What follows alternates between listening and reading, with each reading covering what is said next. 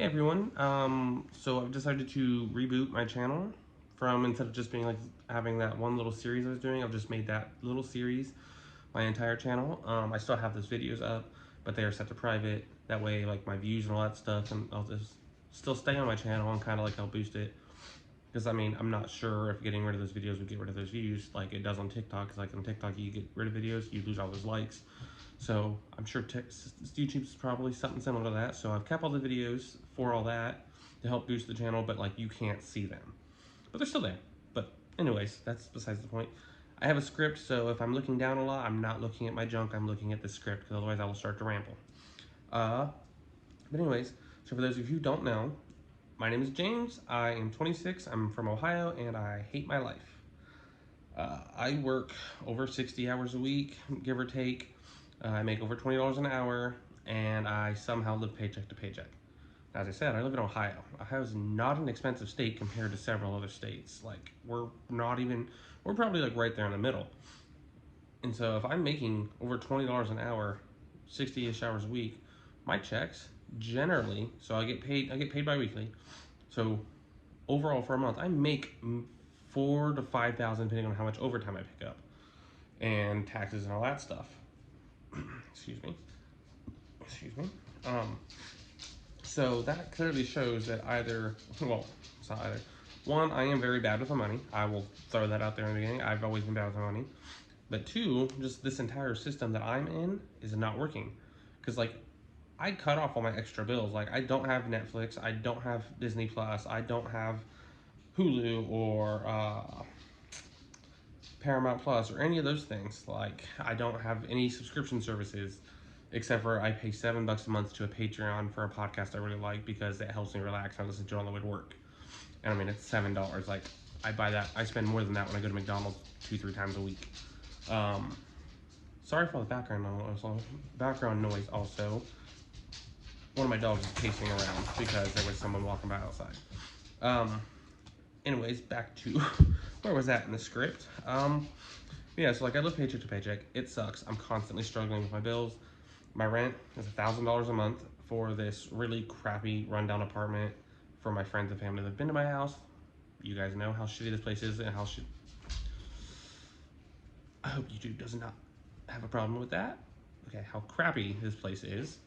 Yeah, I'm gonna leave that in there because this is like my 4th time filming because I've constantly swore, and I'm pretty sure YouTube has things about that, so I'm constantly deleting and restarting my videos. But so hopefully they'll let that one slip pass. But yeah, this is a really crappy apartment. When I moved, like you can see here, right here, like that was all there when I moved in. It's like scraped up wall. The ceilings are a popcorn ceiling, which was popular back in like what the 80s to 2000s area. It was the people that lived in this place before me had 8 dogs, from what I was told by the neighbors. So it was black, like it's supposed to be a white ceiling, and it was black, covered in hair. The landlord, it wasn't cleaned out very well before I moved in. The landlords have never stepped foot in this building. They bought it. It was on sale with people still living here that was renting it from the last owner, I guess. But the new landlord, my landlords, they bought it. They let the people live here. Those people never paid rent, whatever, so they kicked them out. Had to have a whole thing with that. They had the maintenance guy clean it out, and while he was cleaning it out, they had sent a bunch of people over to come look at it. And it's a half a double, so there's my apartment, and on the other side of this wall is another apartment, which is like half the size of mine. Actually, it's probably less than half the size of mine because it's like half the size of my downstairs, and I've got a downstairs and an upstairs. So it's like a quarter the size of mine. But it's like, and her side's just as bad, if not worse. Her side had carpet, which was pretty nasty and gross when we moved in, and she shampooed the crap out of it, and it was still nasty and gross. But I've got windows that don't open. I've got windows that don't stay open. I've got outlets that don't work. I've got outlets that are burned up and they were burned up before I moved in, and like they caught on fire. So like, it's not a great place to live. Hold on, Lily. You gotta sit over there for a minute, okay? Or lay down. Let's see. I've got the upstairs. There's 2 windows, so it's very hot, even with an air conditioner in there, because it's just the way it's designed. Like all the heat gets stuck in that upstairs. My kitchen floor is falling apart, and it was falling apart when I moved in. Like it's not like falling in. It's just the floor itself, like the handling or the wood planks or whatever, have like separated, probably from the last people who lived here, keeping the dogs in there all the time. There's places that the trim is just falling off and broken. Like it's there's cracks in the walls because it's that old plaster stuff that and it's falling down constantly. My back door, I have to slam it to get it to shut because if I just shut it normally, it will bounce back open. Why are you sniffing me, little girl? No, don't tongue me. I'm kind of gotten distracted by rambling on that spot. So also another reason that I hate my life is partly because I didn't know my job, but I work night shift, right? And my days are 12-hour shifts, 2 to 4 days in a row, depending on which day of the week. Come on, guys, lay down. Stop being jealous. Um, so my dogs, because I said I'm night shift, they're stuck in the cage for about 13, 14 hours at a time. My sister's calling, so I'll swipe that away. Sorry, sis, but I'm busy. And so 14 hours at a time because it's nighttime. Nobody can come let them out because like nobody's gonna come wake up at 1 in the morning to go let somebody else's dogs out. Like it's not a realistic expectation. I was on day shift before, and you know I had people to come let my dogs out, but like I said, now I'm night shift. No one's gonna come let them out. So that adds to my mental health issues. I'm constantly like I feel so bad. Like I speed home. Like I'm surprised I don't get pulled over as often or very often because I like speed home dinner getting wrecks to come home to let them out because they've been in the cage for so long. And sometimes I'll like, so I've only got 2 cages. I've got 3 dogs. Sometimes I'll leave Bear, which is this one right here. I'll leave him out of the cage, but he still sometimes gets into stuff because he gets mad because I'm gone for so long, and then that just adds more stress. Because then I come home, I'm already irritated because I've been working all night, and then I'm already irritated because I feel bad and I'm upset with myself for leaving them in the home and in the cage all night. And then like I come home to a messy, destroyed house because he got really upset and tore into stuff. And then it just adds on top of that. And then I start yelling, and I don't like doing that because, you know, like it's basically like leaving 2-year-olds home alone all day. Like nobody would do that because things would happen. And so it adds more to my mental health. Like I, I've basically been suicidal and struggled with mental health since I was about 10 years old. The past couple years it started to get better, and then it started to go back downhill because of just the way the world's been lately, plus all these issues I've been talking about, plus just how I naturally am. So it's like it's a constant up and down. This video's already starting to get really long, but so you know, like that causes a lot of problems, and I don't like yelling at them for things like that they can't help really. Otherwise, then I keep Bear and Alou, which is this one right here, in the cage together, and she's a puppy. She's only 1.5 years, and she'll be a puppy until she's about 4 because she's a wolf dog. And Bear is a pit bull lab mix. He's 5. He's an old man who's used to being the only dog. So he sometimes, like, there's times I'll come home and she'll be bloody, like, in the ears and stuff because he'll annoy her. Or she'll annoy him and he'll snip at her because she doesn't understand he doesn't want to play.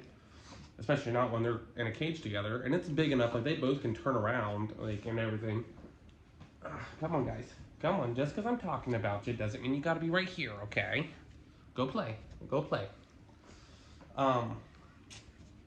But as I was saying, Bear, stop, buddy. I'm talking, okay? And see, like, he's super, super, like, attached to me, which gets kind of irritating because, like, I'm always, like, overwhelmed from everything else. But, so, like, I can't leave them in the cage together all the time. I can't put her in the cage with the other dog because she's not fixed and he's not fixed. So while technically she's never had a heat yet, I have very, very crappy luck. And my luck is that he would get her pregnant. So I don't need Great Dane Wolf mixes. Nobody needs those. And my other dog is a Great Dane Boxer mix. So like, it's just, I don't need that problem. I don't want puppies in my house. I don't want, however many she would have. That would just add more problems. My brain is fried because it's the end of my night. Like I should be going to bed here soon. It was my night off, which is why I'm at home making this video and cuddling with my dogs.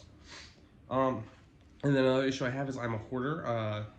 I'm not a very bad hoarder like what you see on TV, but I do hoard. I have a lot of useless junk. Like I collect papers, like constantly. Any kind of paper, mail, birthday cards, stuff like that. Things that have like really no meaning.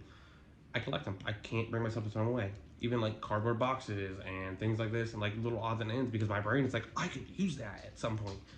and then it sits on my counter or my desk or something like that, and I don't ever use it. And like 2 months later, I'm cleaning my house, with a rare occasion that I actually have the motivation and the energy to clean and like do deep cleans. It's like, oh, I'll clean, but like I don't clean. And so like I'll find this stuff. I'm like, oh yeah, and then I just set it back down, and it just piles back up, and that's just not a very good, stable life setting for me. So what I've decided is that I'm going to tackle all my struggles head on. I'm going to do what I've always wanted to do in life. I'm going to go see all these places because I'm a very outdoorsy person. I went to school for forestry. It's only a technical degree because I didn't go to college. I went to a career center. It was for junior and seniors in high school. So instead of going to high school for my junior and senior year, I was like in a trade school, and I was training in forestry. I was going to go to school to be a park ranger. Things happened. I got not kicked out of the National Guard. It was called like a Chapter 11. Sorry, my phone battery notification popped up. But so I got what's called a Chapter 11, which is a general discharge. Basically, it wipes away my service after 2 years of being out, which that was back in 2015, so 8 years ago. And that's because turns out I have a birth defect. I have an extra right hip because my assumption is, as I was told by my mom, I was supposed to be a twin. And then she only had one baby. So goes to the stand that I did that whole reabsorbing my twin thing. And my guess is that's where we were splitting off from, and that had already formed before I reabsorbed him or killed him off, or however that really works. I'm not too versed in biology, or especially not prenatal biology. But so I've got two right hips, and when I was in the Army, the very final, all right, come on guys, come on. The very final PT test, I was pushing myself. I really wanted to pass. I fractured both of my right hips and my femur. And my guess is because I kind of did to myself. I was technically cheating because like on my 2 mile run, which is where I struggled the most with because I've never really been much of a runner, I was like trying to run as close to the inside of the track as I could, because it's one thing I learned because I used to run track, but I wasn't very good at it, but I still did it because I kind of liked it. I like running, just not good at it. But if you run on the inside track, it's shorter. And so I was trying to cut a few minutes off my time so I could pass.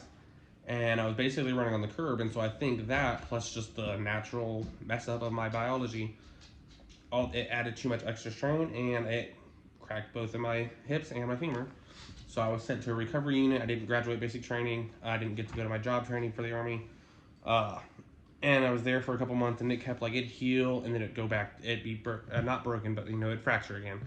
And then it'd start to heal again, and then it'd fracture again. It never fractured all the way as bad as it was, but it's still like, because they had me, what's called a walk to run program. So like, I had to just let my leg heal up enough to be able to be taken off crutches. I was in a wheelchair for like 2 days to relieve all the pressure, and then I was on crutches for like a month. And then after that, I was like on this little course, and I had to walk so many miles a day, and then like speed walk so many miles a day, and like kind of like build up the strength. And I'd get to like 3 or 4 steps in, and then it would just refracture because the strain was too much, or I was pushing myself too hard. And there was other people in that recovery unit that had been there for like 3 and 4 years. And I was like, that's not going to be me. I'm not doing that. But every time my leg refractured, it made my depression really bad. And I started thinking like, this is going to be me. And like, I had a fiance at the time. I was supposed to be going to school. I had to miss my first semester of college, which is what prompted this whole thing. So like, I basically said, I want out. Like, I can't spend the rest of my life in this unit like these people are going to do. And so I tried to, and then Army said, all right, well, you're out. They gave me the general discharge because like I wasn't disciplinary. I didn't do anything like crazy. I didn't try to hurt other people. So I couldn't, they're not going to give me a dishonorable. And then like, obviously I didn't get injured in battle, so I couldn't get an honorable. So it was called a general. And like, I could have re-enlisted after 2 years. I never did because my leg I still have issues with it. Like, it still hurts. Sorry, I keep getting notifications and I gotta keep swiping them away because they'll distract me. But so yeah, I didn't get to go to college to be a park ranger like I wanted to. I don't remember why I brought this up. Oh yeah, my goals and traveling the world. Sorry, I have a script and I'm kind of only loosely following it. And so I didn't get to be a park ranger. and move out to Montana like I always wanted to. And now I can't afford a Montana because like it's really expensive. I've looked into it several times and it's expensive. But I can travel, and like I said, I have a technical degree in forestry. I can do little odd jobs here and there for money, so I'll be traveling and doing things like that, earning some money. I'm gonna try and do like fire lookout over the summers, because like I've got forestry experience. So if there's an opening, I have a possibility of getting one of those openings after I've put my application in, which there's only like a short, like week long, application period, which I have to figure out when that is. I know it's not right now, obviously, because it's the middle of summer, so they're good on fire watch or fire lookouts right now. Next summer is when I'll try for that. But yeah, so I'm going to travel. I'm working on getting a hitch on my car and then getting a camper, which I really need to do soon because my date that I'm planning on setting out for all this is October 1st. So that's exactly 2 months away. I've done pretty good at like going through all my stuff and deciding what's coming with me, what I'm leaving, and like I've narrowed it down. Like I have a stack of totes over here that is basically almost all I'm keeping, except for like my clothes. I've still got those up in my closet. I keep going through those and like weeding it out more and more because there's a lot of clothes that I had never worn. Like I had 3 and 4 years I never worn. I just sat on a hoarder because I think I could use that. Like I kept a few dress clothes still up there, but I got rid of pretty much all my dress clothes because I don't ever wear them. But I did keep I kept 2 shirts and 2 pairs of pants because I could need them. I probably never will, but I could. So like, um, but yeah, so like I've kind of gone through everything. Plus, I have a lot of camping gear because like I grew up in a country family and I grew up in a doomsday prepping mindset with my mother. Not that that's a bad thing, especially not the way the world's going now. But like in my mind lately, the past couple years, like that's wasted money because like sure, if something bad happens, it'd be nice to have all that stuff. But otherwise, it's just sitting there like not being used, taking up space. So like I've got a decent amount of camping supplies, so that'll help while I'm out traveling around. I've got plenty of food already saved up for when I'm traveling around, so I'm gonna live off of that, which is gonna save me money, so I won't be buying groceries and all that. Um, I've got need all kinds of tools, things like that. So I don't know that I have everything I'll need. I'll figure it out as I go. I don't know the whole plan yet, exactly where places I'm going to go and see. Um, I do know that my friend is supposed to be going with me.